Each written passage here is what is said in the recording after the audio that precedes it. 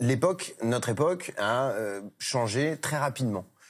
Et là où, auparavant, on partageait quelque chose entre tous nos concitoyens, aujourd'hui, on a plus de mal. Je m'explique. Imaginons qu'entre nous quatre, ici, au milieu, nous allons placer quelque chose qui nous appartient à tous, qui sont les faits.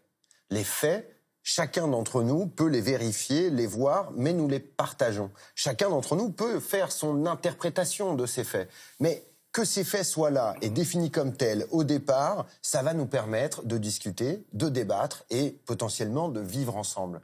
Il y a un moment où tout ça bascule, il y a un moment où on devient incapable de vivre ensemble. C'est ce moment où ce tronc commun que nous devrions partager a explosé et il est absolument réparti dans différentes sphères. On s'informe tous dans un silo différent. Nous ne voyons qu'une partie de la réalité et à la fin, ça pose un vrai problème parce que c'est pas le fait que nous puissions discuter ensemble qui est en jeu, mais que nous puissions vivre ensemble. Et ça, c'est un vrai problème. C'est de notre responsabilité, nous les humains, les citoyens.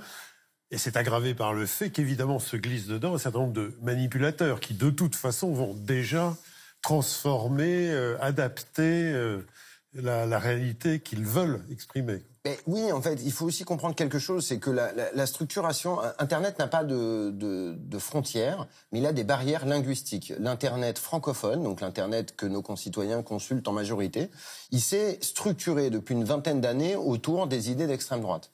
Parce qu'ils n'avaient pas accès aux médias traditionnels, ils ne pouvaient pas diffuser leurs idées, leur idéologie, et donc 1994, premier parti politique français à créer un site internet, c'est le Front National. Dans la foulée, ils vont y créer leur blog, leurs médias, leur chaîne YouTube, leurs réseaux sociaux, et comme on l'a déjà dit, ils vont gagner la bataille éditoriale, ce qui veut dire que quand on va taper égalité dans un moteur de recherche, on va pas nous donner la devise française, mais le site d'Alain Soral, un antisémite condamné à très nombreuses reprises, et dans le même temps, on va se retrouver complètement perdu sous cet amas de quantité de fake news d'extrême droite, et les internautes sont un peu perdus. Et ça crée, en fait, une forme de porosité entre les gens qui s'informent légitimement et les acteurs malveillants que vous venez de citer, sur lesquels il y a une immense responsabilité des multinationales de l'Internet.